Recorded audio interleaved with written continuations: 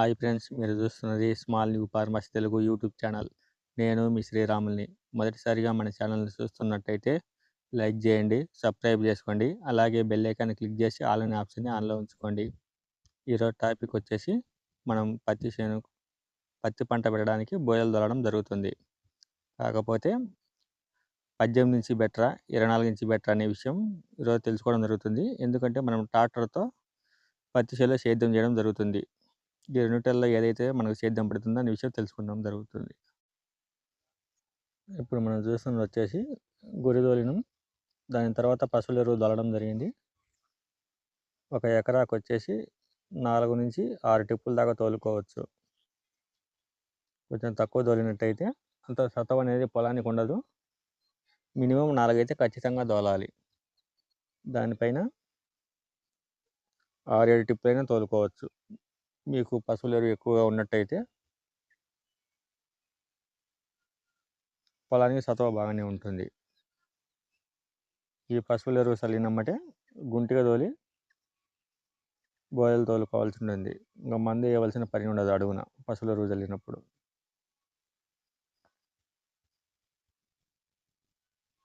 చూస్తున్నారు కదా, మనం వచ్చేసి పొలానికి మొత్తం పశువుల ఎరువుతో తోలడం జరిగింది.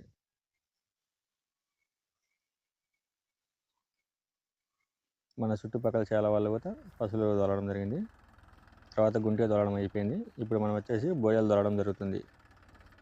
ఈ బోయ సైజు వచ్చేసి 24 ఇంచి అంటే 2 అడుగుల రేకు మనము బోయలు తోలడం జరుగుతుంది. చూడండి, ఇవి వచ్చేసి 2 రేకులు, 2 బోయలు రావడం జరుగుతుంది ఒక టిప్పుకి వచ్చేసి.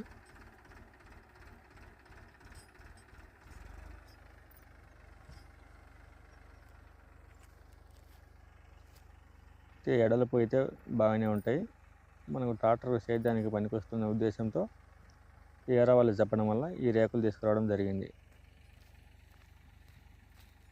బోదలు అయితే బాగానే వస్తున్నాయి.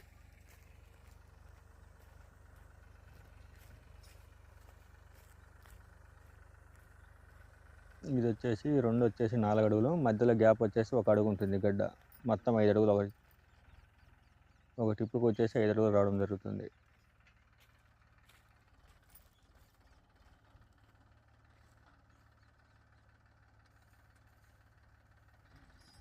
ఇది కొంతమంది 2 అడుగులు, కొంతమంది వచ్చేసి అడుగున్నర బోదల రేకులు వాడడం జరుగుతుంది. కానీ ఇదైతే కొంచెం సేద్యానికి ఫ్రీగా ఉంటుందని మనం తీసుకురావడం జరిగింది. గాలిన మధ్యలో బోదల మధ్యలో పోయినట్టయితే ట్రాక్టర్ తొక్కకుండా ఉంటాయనే ఉద్దేశంతో తీసుకురావడం జరిగింది. కానీ మనం అనుకున్నంత రిజల్ట్ అయితే వచ్చినట్లేదు. ఈ సార్లు అయిపోతే కానీ మనకు తెలుస్తుంది మనకు ట్రాక్టర్ అనేది ఈ సార్లలో పడుతుందా లేదా అని.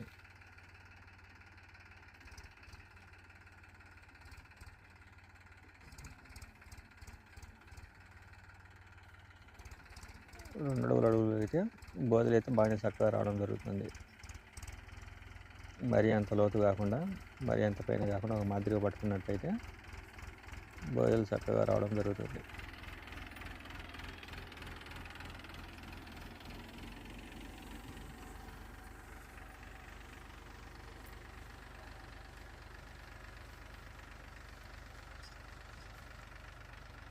ఈ విధంగా తోలి మనం వచ్చేసి మళ్ళీ సాళ్ళ మధ్యలో ట్రాక్టర్ నడపడం జరుగుతుంది. అసలు మనకు వచ్చేసి ఈ సాళ్ళ మధ్యలో ట్రాక్టర్ అనేది పడుతుందే లేదా మన సేద్యానికి రేపు ఇబ్బంది రాకుండా ఉండాలి కదా. స్టార్టింగ్లో చూసుకున్నట్టయితే ఎటువంటి ప్రాబ్లం ఉండదు. మనం సాళ్ళంతా వేసినాక మళ్ళీ ట్రాక్టర్ పడకుంటే మనకి ఇప్పుడు ఎద్దులు దొరికే అవకాశం లేదు కాబట్టి చాలా ఇబ్బంది అవుతుంది. అందుకోసం మనం ముందే చూసుకోవాల్సి ఉంటుంది బోయలు తోలినమ్మటే.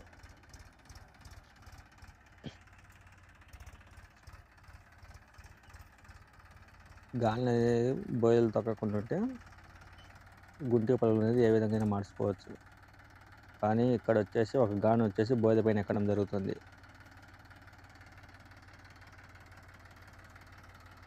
చూశారు కదా, ఒక గాను వచ్చేసి బోయల పైన ఎక్కడం జరిగింది.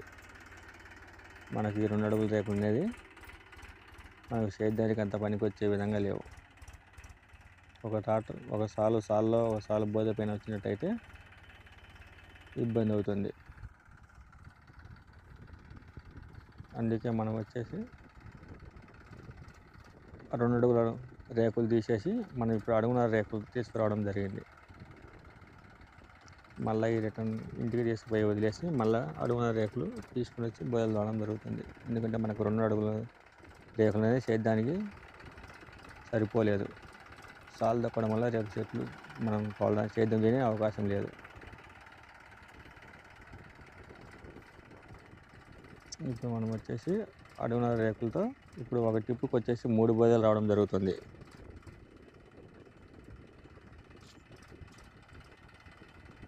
ఇది కూడా లైట్గా బోదె మీదకి వెళ్తుంది కానీ మొత్తం అయితే బోదె మీదకి పోదు ఈ సాళ్ళు అనేది. ఈ 4 బోదెలు అనేది మళ్ళీ గుంటి తోలకుండా ఆ బోదెల మీద మళ్ళీ బోదెలు తోలడం జరుగుతుంది.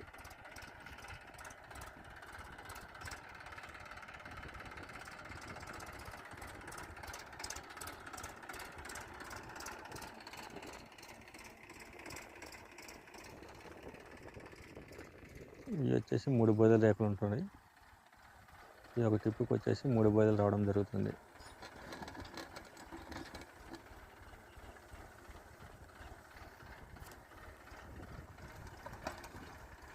ఈ యువత బోదెలు బాగానే రావడం జరుగుతుంది.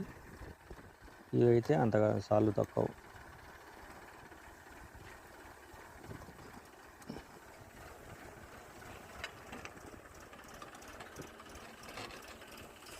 ఈ విధంగా తోలినట్టు మనకు సేద్యం పడే అవకాశం ఉంది. ఎక్కువ పత్తి బోదెలు వచ్చేసి మా సైడు అడుగున రేకులు తోలడం జరుగుతుంది. కొంతమంది 2 అడుగుల రేకులు వాడడం జరుగుతుంది. 2 అడుగుల రేకులు వచ్చేసి బోదెలు ఎడల్పుగా ఉంటాయి. గాలి ఇటు సైడ్ నుంచి అటు సైడ్ వాడడం వల్ల దోమ అనేది ఎక్కువగా ఉండదు. అది అడుగున రేకులు అయితే కొంచెం దోమ ఎక్కువగా ఉండి మొగ్గ రాలిపోయే అవకాశం ఉంది. మనం కూడా 2 అడుగుల రేకులు తీసుకురావడం జరిగింది. కానీ సేద్యానికి పనికి రాకపోవడం వల్ల మళ్ళీ అడుగున రేకులతోనే బోదెలు తోలడం జరుగుతుంది.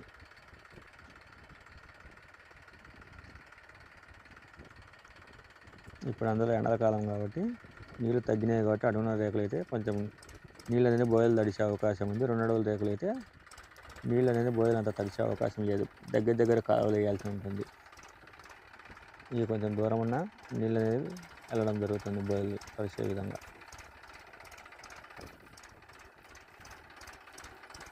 అందులో ఈ సంవత్సరం వచ్చేసి ఇప్పటికే 2 వానలు కురసాలి. కాకపోతే ఇప్పటికైతే ఎటువంటి వానలు లేవు. డిసెంబర్ నుంచి ఇప్పటికి ఒక వాన కూడా కురవలేదు కాబట్టి బోర్లు సుమారుగా నీళ్లు తగ్గినాయి.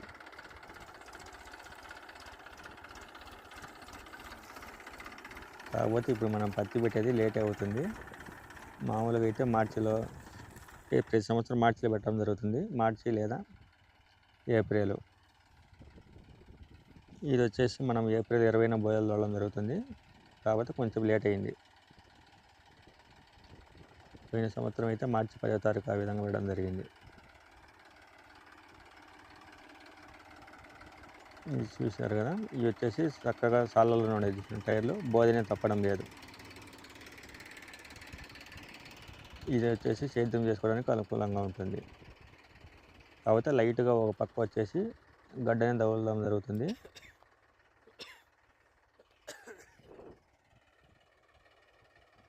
ఇవంత ప్రాబ్లం అనిపించలేదు. గడ్డ ఎక్కడం లేదు కాబట్టి సేద్యానికి అనుకూలంగా ఉంటుంది. అంతకుముందు కూడా మనం అడుగున రేకులతో సేద్యం చేయడం జరిగింది. కాకపోతే లైట్గా సాలు దక్కుతుందనే ఉద్దేశంతో 2 అడుగుల రేకులు తీసుకోవడం జరిగింది.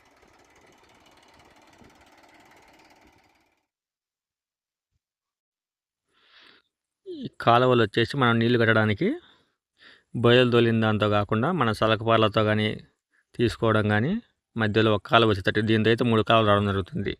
ఆ విధంగా బాగుండదు. లేదా మీ అంచున పవర్ వీడర్ ఉన్నట్టయితే దాంతోనే కాలువలు తోలుకున్నట్టయితే నీట్గా ఉంటుంది చూడడానికి.